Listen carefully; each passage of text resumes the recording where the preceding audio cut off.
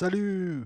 Désolé de ne pas avoir mis plus de vidéos ces derniers temps, mais en fait je me consacrais à toute autre chose, voilà, et c'est reparti donc cette semaine. Là, normalement, d'ici à demain, vous allez avoir la dernière vidéo sur l'hypersonique. Mais je voulais avant vous faire une petite revue de presse sur la Libye. Pas mal d'entre vous, en tout cas, notamment Hussein, hein, me demandaient de faire une revue de presse qui parlait de la Libye, puisque c'est vrai qu'on n'en parle pas trop en ce moment, hein. On a l'impression qu'il se passe pas grand-chose alors qu'il se passe plein de trucs. Eh ben, petite vidéo, hein, elle sera pas très longue sur la Libye. C'est une des guerres où il y a zéro gagnant en fait. Les deux types que vous voyez là, c'est deux losers en fait. C'est deux losers. Un bras cassé puis un type très isolé. Hein, à gauche, vous avez Serraj, hein. C'est une sorte de Hadi, hein, le président yéménite soutenu par les Saoudiens. C'est une sorte de Hadi qui a pas véritablement de troupes, qui suscite aucun engouement, à qui il reste plus que Tripoli, hein. Il faut être honnête, hein, il reste plus grand chose, hein, par rapport à il y a encore quelques années. Alors je vais vous mettre une carte, hein, je pense que ça sera mieux avec. Hein, qu'est-ce que tu fais? Je Tripoli. Hein, ah, ah. Voilà. Le bleu, c'est ce que possède Haftar. Et le petit bout là, vert autour de Tripoli, hein, les petits bouts de vert, bah, c'est ce que possède le gouvernement, le GNA, le gouvernement de Serraj, reconnu par l'ONU et reconnu par tout un tas de pays qui en fait le reconnaissent officiellement, mais officieusement se foutent de sa gueule et sont du côté d'Haftar. Et il y a tout un tas de pays, en fait, effectivement, oui, on peut même les classer, hein. Tu as les pays qui aimeraient que l'un d'entre eux gagne vite, comme ça il y a de la stabilité. Je sais pas, je prends l'exemple de l'Italie, de la Tunisie, de l'Algérie. Ce qu'ils voudraient, c'est que ça en finisse vite, que la Libye redevienne un pays, et qu'il n'y ait plus de désordre à leurs frontières. T'as ceux qui aimeraient que ça dure tout le temps, l'OTAN. T'as ceux qui aimeraient que ça dure tout le temps, qui ont foutu le bordel et qui n'ont rien gratté en plus. Je suis désolé de le dire comme ça. La France, 2011, hein, parce que ça démarre de là, ça démarre de Sarkozy, puisque petit à petit, la France a été exclue par les Russes d'un côté, la Turquie de l'autre. Et puis tu as ceux qui soutiennent ou qui font semblant de soutenir l'ordre international, c'est-à-dire le GNA, pas Haftar, Serraj, mais qui soutiennent Haftar. On se retrouve avec, vous voyez, voilà, vous avez quelques cartes, mais on se retrouve avec une situation où donc Serraj n'a pas véritablement de troupes. Il y a des gens qui se battent pour lui, mais qui ne sont pas à lui. Il lui reste plus comme soutien que les Émiratis. Non, même pas, le Qatar et la Turquie. Soutien qui n'est pas décisif, mais en tout cas qui est important, on va le voir là. Ce type tient, mais n'a pas plus de légitimité. En fait, au fur et à mesure que la guerre s'enlise, qu'il réussit à garder Tripoli, on s'attendrait à ce qu'il ait plus de légitimité, mais il en a de moins en moins. On s'aperçoit qu'en fait, ce type, on ne sait pas par où il est entré, quoi. Et lui, il tient. Et on a Haftar, bras cassé international, une sorte de Saddam Hussein, mais de deuxième division. Si, obligé, regarde. Hein, le 27 avril, il vient de faire un mini putsch. Il a fait rigoler tout le monde. C'était un aveu de faiblesse, il vient de se proclamer bah, chef de la Libye, indépendamment de tout organisme. Même le Parlement de Tobruk, il l'a élu. Haftar, lui, c'est simple, il a une armée composite, c'est une armée Ikea. Dedans, tu as des anciens kadhafistes. Alors, il y a des salafistes des deux côtés. Tu as des Toubous, tu as un peu de tout. Et c'est pas une vraie armée. Au départ, elle n'avait rien comme armement. Et elle gagne surtout en achetant des redditions. Donc dès que ça accroche un peu, ça bloque. L'an dernier, à la même époque, je vous disais que le Tripoli tomberait normalement au printemps. C'est toujours pas tombé. Haftar n'arrive pas à prendre Tripoli malgré tous ses soutiens. Je vous fais la situation vite fait, puis on va détailler un petit peu ce qui s'est passé ces derniers temps, mais pour te montrer un petit peu.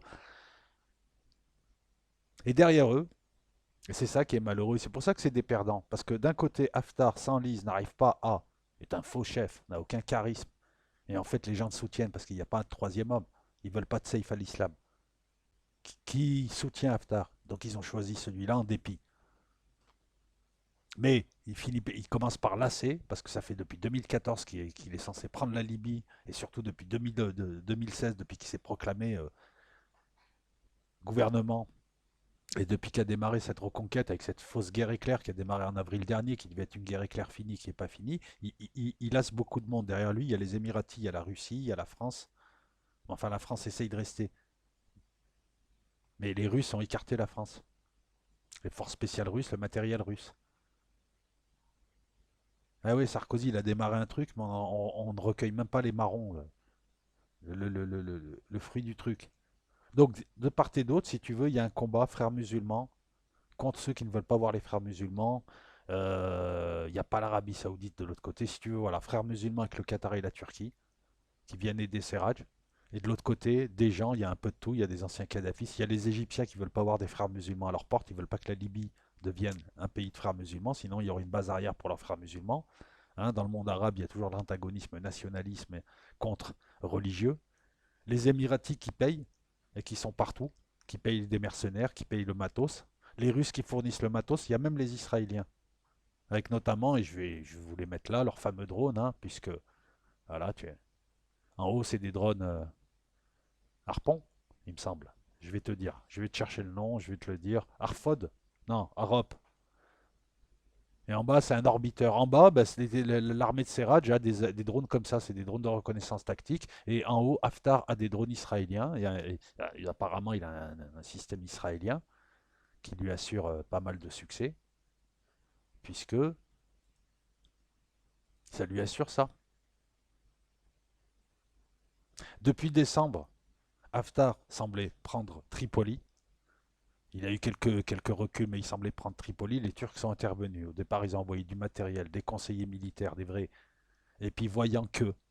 Alors, on s'interrogeait tous sur le timing de la Turquie. Voyant que ça allait pas, ils ont commencé à envoyer des djihadistes. Et puis, à l'heure où je te parle, ils demandent à chaque groupe en Syrie d'envoyer un contingent de djihadistes. Ils s'en cachent même plus. Ils ont envoyé beaucoup de matos. Ils ont envoyé de faux conseillers militaires, on va dire des gens qui encadrent. Et depuis qu'ils sont là, ils ont envoyé une frégate, notamment anti-aérienne, ce qui gêne vachement Haftar, et ce qui fait qu'on a une guerre de type drone à drone, qui ressemble d'ailleurs à la guerre syrienne. Et il a ramené ces fameux drones, les fameux drones libyens, turcs. Tu as le Bayraktar et le Anka en bas à droite. Les deux, donc, peuvent attaquer. C'est pratique, les drones sont démarqués, ils appartiennent à la Libye officiellement, alors qu'ils sont turcs et ils sont guidés par la Turquie. Ils peuvent combattre dans le ciel. C'est pas des avions turcs. On n'a pas de risque de trouver un F-16 turc contre un Mirage 2000 égyptien ou contre un Rafale égyptien. Ça aurait été intéressant d'ailleurs de voir le combat.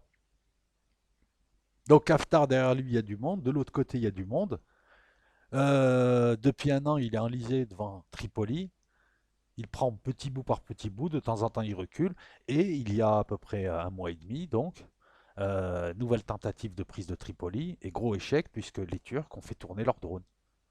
Et ils ont fait ce qu'ils ont fait en Syrie. Ils ont trafiqué le drone Anka, qui est un drone de reconnaissance. Ils lui ont mis des bombes, air-sol. Ils ont mis des bombes à leur drone Bayraktar, qui est en haut, à 3 millions.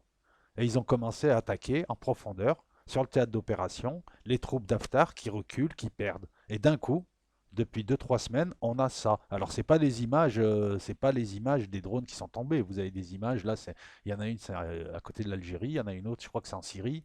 Hein. C'est juste pour illustrer là, on est d'accord. C'est pas ces drones là qui sont tombés. Il n'empêche que d'un coup, les drones turcs se sont mis à tomber comme en Syrie, et on a commencé à se dire c'est les Russes avec leurs brouilleurs, puisque les Russes livrent des pantsirs et les pantsirs sont un petit peu, on va dire, ont démontré des failles pour lutter contre les missiles et surtout contre les drones. Donc il y a des pantsirs russes derrière Haftar, mais il y a surtout un nouveau système anti-aérien apparemment israélien. J'arrive pas à voir les images. Et les Israéliens donc qui ont envoyé l'Europe.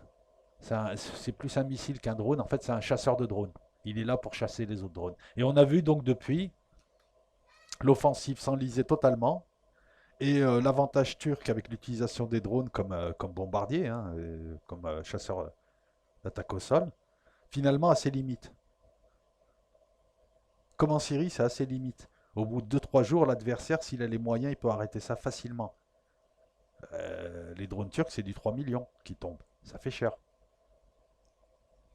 Il n'empêche qu'avec le recul, on peut s'apercevoir que la Turquie n'a pas été décisive en Libye, mais en tout cas, elle a stoppé l'avancée d'Haftar. Haftar las, ça se dit. S'il y avait ne serait-ce que le début du quart d'un troisième homme, tout le monde serait dessus. Qu'est-ce que tu veux que je te rajoute de plus? Ben, cette guerre. Je ne sais pas pourquoi ils n'arrivent pas à prendre militairement Tripoli. Je crois qu'ils veulent la prendre sans détruire certaines infrastructures. Voilà pourquoi ça bloque. Mais c'est marrant de voir cette guerre en fait entre deux losers. Parce que c'est ça, entre deux losers. Hein. Et tu vois, ils ont une tête à jouer dans des séries B. Voilà. Mais derrière eux, il y a un affrontement frères musulmans d'un côté, nationaliste arabe de l'autre. Derrière ça, il y a une guerre ainsi entre ceux qui veulent maintenir le chaos et ceux qui aimeraient que ça se calme à leurs frontières. Et tu as les USA et Trump qui s'en foutent royalement, en fait. Parce qu'ils se désintéressent totalement de ce qui se passe en Libye, ils s'en foutent royalement. L'Union européenne qui, comme d'habitude, fait semblant. Donc il y a un embargo, mais l'embargo, personne n'a envie, si tu veux, qu'une frégate italienne ou française affronte une frégate turque. Donc d'un côté, on fait venir du matos dans des bateaux civils avec des pavillons étrangers et tout, mais pas turcs. Et de l'autre côté, on fait semblant de fermer les yeux. De temps en temps, on t'arrête une frégate ou un bateau ou un truc, on fait semblant de contrôler, ça se passe bien. Donc l'Union européenne qui fait semblant de faire un embargo, ça me fait rigoler. Un embargo, c'est quoi? C'est interdiction d'apporter des armes en Libye. La Turquie ne se gêne pas pour en apporter. Ça sous-entend qu'il faut la bloquer militairement et qu'à un moment donné, il faut lui tirer dessus. Et ça, l'Union européenne ne le fera jamais. Et la Turquie n'a pas envie non plus. Donc voilà, donc c'est un embargo d'hypocrite. Donc en fait, c'est une guerre hypocrite, hein. C'est une guerre hypocrite. Et puis, on a quand même pas mal de recul par rapport à 2010-2011 pour voir que toutes ces révolutions colorées bidons, heureusement qu'elles ont échoué. C'était ni plus ni moins, et je ne l'invente pas, que l'alliance entre l'OTAN et les frères musulmans, Qataris. C'était ça en fait. Ouais, ils ont essayé d'installer Morsi en Libye, en Égypte, ils ont essayé d'installer, je ne me souviens plus de son nom, en Tunisie, ils ont essayé d'installer des gouvernements de frères musulmans ou assimilés, et c'est une entente. C'est pas moi qui le dis, c'est pas complotiste. Au sein du Pentagone, pendant de nombreuses années, sous les Clinton, ça se disait. Les généraux ne comprenaient pas pourquoi l'armée américaine était alliée avec les frères musulmans sur le terrain en Syrie et ailleurs. Et tu as des généraux qui se sont opposés à cette politique, comme le général Hersh. Donc c'est pas complotiste. Quand on dit qu'il y a une alliance entre l'OTAN et les frères musulmans qataris, turcs et toute la confrérie, je ne l'invente pas. Avec le recul, on s'aperçoit qu'ils ont essayé d'installer sous le prétexte d'une révolution colorée pour virer des gouvernements qui étaient incompétents. Il faut être honnête, les gouvernements précédents, ils n'étaient pas mieux, ils ont mérité ce qui leur arrive. Mais on a essayé d'installer des gouvernements pires, des gouvernements faibles, des gouvernements qui ne savaient pas diriger. Ça n'a pas marché. En Égypte, ils ont été dégagés par les Mamelouks de Sisi. En Libye, ben, il y a Haftar pour ça, mais enfin bon, il devrait déjà faire le ménage aussi chez lui, parce qu'il a pas mal de salafistes reconvertis envoyés par les Saoudiens. Mais enfin, derrière, c'est surtout les Émiratis et la Russie qui sont là. Russie qui se place d'ailleurs. La Russie a réussi à se placer en Libye, alors que c'est la France qui a fait tout le boulot. C'est comme en Syrie. Encore un échec diplomatique. Ça a coûté bonbon et ça a apporté quoi à la France? Des réfugiés. Des réfugiés. Et la réputation d'être fourbe, de tuer des chefs d'État qu'on reçoit quelques années avant, au 14 juillet. Et c'est les Russes qui s'installent. Haftar, il a des pantsir russes. Haftar, il a du matériel russe. Il n'a pas de matériel français, quasiment pas.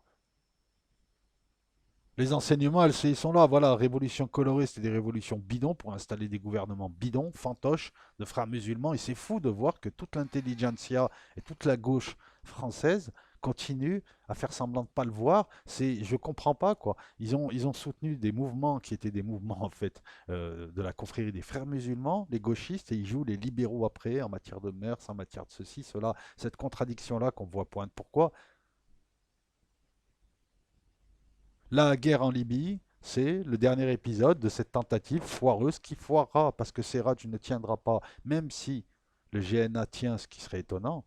Il le vire, il ne représente personne. Il n'est pas derrière lui sa tribu, il n'a pas derrière lui son clan, il n'a pas derrière lui un peuple. Quant aux Libyens, ceux qui ont beaucoup d'argent sont partis, ceux qui ont de l'argent tentent de survivre, mais c'est pas évident. Sans compter que lorsqu'on regarde la carte, je vais vous remettre la carte, on va essayer de la retrouver, cette fameuse carte, pas se perdre. Je vous demande un instant, excusez-moi. Bon, attendez, je vais vous la mettre là, ça sera plus simple. Mais lorsqu'on regarde cette carte, tout n'est pas récupéré. La zone du bas avec les Toubous, il y a des zones en bas qui ne sont pas du tout récupérées. Je veux dire, on a détruit un pays et c'est plus un pays maintenant, c'est Somaliland. Il y a des pays qui aimeraient que ça s'arrête, comme l'Algérie. L'Algérie qui voit une guerre à côté de chez elle, qui voit des tentatives d'infiltration, il y a des fois des heurts, qui sent qu'Haftar, de toute façon, ensuite, voudra se faire mousser et commencera à provoquer. Donc elle mise pas du tout Haftar, mais en même temps, elle veut pas s'immiscer. Les Turcs veulent absolument que l'Algérie s'immisce, elle a dit non. Donc ils sont un petit peu en froid là-dessus. Elle voit plein de troupes étrangères s'installer en Libye, et certaines n'ont pas intérêt à ce que ça se règle, ou en tout cas, ou alors que ça se règle dans leur sens. Et elle voit surtout des Mirage 2000 Émiratis, hein, avec qui elle est pas au mieux, parce que les Émiratis font les fanfarons. Être là, voler pas très loin de ses frontières, c'est pas fait pour détendre ça.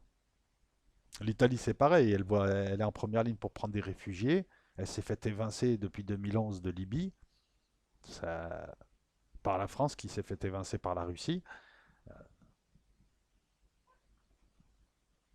Je sais pas comment ça va finir, mais ça risque en fait de durer plus longtemps que je le pense. L'enjeu, il est simple, hein. La baie de Sirte, le pétrole hyper léger, hyper pas cher. Qu'est-ce qu'il y a encore? Et tout ce que recèle le désert, hein. Derrière ces pays, il y a des compagnies étrangères. Voilà. Est-ce qu'on aura Total? Total, elle y sera pas. Tu vas trouver Sonatrach peut-être. Tu vas trouver comment ils s'appellent les Russes là. C'est pas grave, ça me reviendra, mais voilà. Voilà la Libye. Sur un plan militaire. Il est intéressant de voir voilà, les débuts de ce que moi j'ai appelé la guerre de ferraille. Drone contre drone, système anti-aérien contre système anti-aérien. C'est plus des hommes qui conduisent. Vous vous rappelez, lorsqu'on avait parlé d'armement, je vous avais dit qu'on s'acheminait dans le futur vers deux, trois armées. Une armée hyper technologique, une armée hyper technologique que j'avais appelée armée de ferraille, où il y aurait des drones, il y aurait des avions sans pilote, donc des drones, il y aurait des drones terrestres, des sous-marins drones, il y aurait finalement celui qui maîtriserait, c'est celui qui maîtriserait la technologie pure et qui aurait les composantes et le matériel pour construire les reins industriellement. Il n'y aurait même plus de perte d'hommes. Et c'est cette armée-là, d'ailleurs, et une armée plus rustique pour les combats asymétriques. Voilà, l'armée classique avec le type, ses rangers, ses machins. Il n'a pas besoin d'avoir 50 000 équipements avec des avions troisième ou quatrième génération pour faire de l'attaque au sol. Voilà, une guerre rustique d'un côté, une guerre hyper technologique de l'autre avec des avions, des lasers, des machins. Et éventuellement une troisième armée, pardon, qui serait spatiale, qui commencera à faire le haut atmosphérique, le spatial. On le voit avec le développement de l'hypersonique, avec le développement d'armées. Trump a lancé l'armée spatiale, la France lance aussi un bureau de commandement du spatial. Pour l'instant, le but, c'est surtout de protéger les satellites et empêcher qu'ils soient espionnés, mais petit à petit, ça sera pour les ressources de la Lune, ou ça sera pour surveiller, hein. Celui qui a la quatrième dimension, c'est-à-dire dans l'espace, maîtrise la Terre, hein. J'ai pas besoin de te faire de dessin. Là, depuis un certain temps, et c'est la Turquie qui le fait, c'est ça qui est intéressant sur un plan militaire. Donc on se sert, au lieu de se servir d'avions de chasse classiques, d'attaque au sol, alors je ne sais pas ce qu'ont les Turcs en attaque au sol, hein, sûrement de l'américain, mais au lieu de se servir d'avions avec un pilote qui coûte très cher à former, un avion qui coûte très cher, autant mettre des drones avec des petites bombinettes qu'on installe en dessous, hein, c'est très facile à monter, on leur met un pod de désignation et on peut attaquer sur le théâtre des opérations, on peut attaquer tranquillement. Et c'est ce qu'ils ont fait. Et ça, c'est intéressant. Il y a des batailles, il y a autant de batailles aériennes que de batailles terrestres en Libye. Et toutes ces firmes-là, tu vois, Arop, Baïkar, Akhtar, tous ces gens-là, en fait, eux se frottent les mains parce qu'une guerre égale j'expose mon matos. Ben ouais, c'est la Ligue des Champions pour tous ces gens. C'est le moment où il y a le match, où tout le monde regarde, c'est la Coupe du Monde, c'est là où leurs joueurs, leurs armements vont se mettre en valeur. Et pendant que les Turcs envoient des drones au-dessus de la Syrie ou au-dessus de la Libye pour affronter d'autres drones, etc., il y a de la commande. Tout le monde n'achète pas des Reapers, et puis tout le monde ne peut pas acheter de l'arme un drone occidental ou un drone chinois d'une certaine capacité. Donc c'est peut-être plus simple. La Turquie vend pas mal, donc elle a exposé. Le problème il est là, c'est que elle a aussi exposé ses faiblesses et le fait qu'on peut abattre ses drones avec deux fois moins cher, avec trois fois rien. Voilà, c'était un petit topo hein, pour faire un tour sur la Libye. Il n'y a pas grand-chose à dire de plus, hein, si ce n'est bah, que ça risque encore de durer. Alors comment ça va se finir?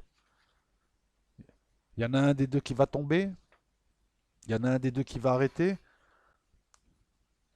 Là, Haftar est incapable de reprendre Tripoli. Donc qu'est-ce qu'il vient de faire? Aveu de faiblesse, il a fait rire tout le monde. Il a fait une déclaration où il se reconnaissait le seul dirigeant de la Libye, le 27 avril. C'était un aveu de faiblesse. Quand tu fais cette déclaration-là, c'est que tu viens de gagner. Lui, il vient de s'échouer sur Tripoli, qui n'arrive pas, il n'arrive pas à reprendre. Voilà. Et il en est là. Et derrière, les gars s'arrachent les cheveux en se disant quel pantin ce type. Et de l'autre côté, la Turquie voit qu'elle a pu bloquer une offensive. Mais combien de temps elle va réussir à bloquer? Parce qu'à chaque fois, il y a une réaction. Le Haftar, en tout cas, ne semble pas manquer de matos. Et il manque pas de pétrole non plus.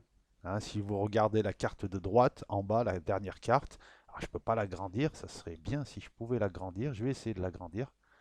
Vous allez voir que celui qui a le pétrole, et ouais, le pétrole, tu n'es pas obligé de t'appeler Total ou pour en vendre. Il y a des spots, tu peux en vendre à n'importe qui. Tu as des petits spots de vente, tu peux le vendre à tel ou tel pays, tu peux faire un peu comme en Syrie. Alors attends, si j'agrandis cette carte, si je vous agrandis cette carte, est-ce qu'on va pouvoir la lire, adapter à l'écran? Attends, par contre, l'autre, elle m'embête. Voilà. Alors, adapter à l'écran. Excusez-moi, ça prend le temps que ça prend, mais c'est pas très grave. Vous regardez en bas, hein, qui a le pétrole, c'est Haftar. Il a de quoi payer. Parce que c'est très très riche. Et ça fait peur, parce que s'il a de quoi te payer, il a de quoi acheter des armements, il a de quoi te calmer, il a de quoi signer des contrats, il a de quoi calmer les Russes, il a de quoi être soutenu par les Émiratis qui en ce moment n'ont pas trop d'argent. Hein. Hein, dans le Golfe, je vous rappelle que l'Arabie Saoudite vient de multiplier par 5, je crois, sa TVA. Hein. Vous voyez, des rupins qui d'un coup, hein, ils n'ont plus le tourisme d'un côté, ils n'ont plus les ressources du pétrole, en tout cas tel qu'il se doit. Boum, c'est la panique. Qu'est-ce que vous avez bâti pendant ces années au casino, à Las Vegas, à Monaco, partout? Ah, bah ouais, c'est rigolo ça et tout. Revenons donc à nos moutons. Donc pour la Libye, il est là. Voilà, d'un côté, le risque de lasser, de l'autre côté, il a du fric, mais il n'y arrive pas. Ça va prendre combien de temps? En tout cas, ça fait 9 ans qu'il y a une guerre en Libye. Guerre soi-disant pour enlever un méchant dictateur. Bizarrement, la Libye, les gens vivaient, et ça je ne l'invente pas, les gens vivaient très bien avant. Hein. C'est juste qu'ils n'avaient pas de droit politique, mais si tu veux, tu vivais très bien en Libye. En tout cas, tous ceux qui sont allés en Libye ont pu le voir. Et les gens étaient riches, vivaient bien. Il y avait un très très bon niveau de vie. Il y avait beaucoup de gens qui venaient en plus travailler en Libye. Depuis 9 ans, c'est l'anarchie. C'est l'anarchie en Afrique du Nord, c'est une anarchie qui a gagné l'Europe avec les migrants, qui a gagné les autres pays qui doivent se saigner aux quatre coins. Regarde la Tunisie, ils ont pas, c'est un petit pays, ils sont obligés de se saigner pour avoir une armée qui surveille les frontières parce qu'ils ont peur des infiltrations, parce qu'ils ont des islamistes. Voilà tout ce que ça a causé cette guerre. Mais ça a apporté quoi d'autre? D'ailleurs, ces révolutions colorées, elles ont apporté quoi finalement? Rien. Tentative d'apporter des frères musulmans qui ne savent pas diriger des pays et qui sont détestés en plus par les populations, parce qu'au bout d'un moment, à force de te dire comment tu dois vivre, ils ne te supportent pas. En Égypte, ils ne les supportaient plus. Euh, c'est des types qui arrivent et puis tu t'aperçois très vite qu'ils ne savent pas gérer un pays. Et ça arrange qui? Ceux qui les ont installés, puisqu'ils peuvent diriger des pays arabes en installant des potiches comme au 19e siècle et des gens faibles en plus qu'on peut enlever systématiquement. C'est ça l'avantage des pantins. Qu'est-ce qu'un pantin? C'est un type que tu ne peux pas contrôler véritablement, que tu contrôles totalement, je veux dire, qui te doit ta totale légitimité. Là, que ce soit Isseraj qui doit sa légitimité à la Turquie. Hein. Ah oui, il n'y a pas la Turquie, c'est fini. Bon, tu me diras, il a passé un frérot, il a parti à la confrérie. Et de l'autre côté, Haftar qui doit sa légitimité au fait que les Russes, voilà, les Russes, les Russes sont là et le soutiennent, les Émiratis et les Égyptiens. Et tout ceci sous l'œil de Trump et des USA qui laissent faire en disant nous, on s'en balance. Et oui, oui, ça compte, parce que si les USA étaient gênés, ça ne durerait pas. D'ailleurs, c'est peut-être de là où viendra la solution. Quoique, les USA ont demandé à l'Arabie Saoudite de faire la paix au Yémen. Ça fait un an qu'ils leur disent faites la paix au Yémen. Les Saoudiens ne veulent pas. Mais si les Américains voulaient, la guerre s'arrêterait. Voilà, je t'ai fait un point vite fait sur la Libye. Il n'y avait pas des masses de choses à dire, si ce n'est en tirer quelques enseignements. Guerre de drones, guerre de ferraille, deux pantins qui vont à leur perte, hein, quoi qu'ils fassent de toute manière, parce qu'ils n'ont pas, ils ont pas la carrure. Un pays chaos, hein, donc voilà, et c'est bien les révolutions colorées, surtout pour ceux qui ne les vivent pas. C'est surtout ça à retenir, je veux dire. Lorsque tu prends un peu de recul, et là, on a une décennie de recul, tu t'aperçois que ça a été le chaos qu'on y est encore et c'est pas encore fini, que ce soit en Libye, que ce soit en Syrie, ces révolutions colorées, c'est pas encore fini. Voilà les amis, là nous sommes, ah bah tiens on est passé au 14, donc d'ici au 15, nouvelle vidéo, ça sera les armes hypersoniques, on parlera de la France et des USA, ça tombe bien, il y a beaucoup de choses à dire, et puis ensuite je vous ferai une grande revue de géopolitique où je parlerai un petit peu de tous les pays, éventuellement le Donbass aussi. Hein, le Donbass où ça reprend, ça s'arrête, ça reprend où ça s'arrête, dans les jours qui viennent. Donc vous aurez droit à 4 vidéos sur Los Locos cette semaine.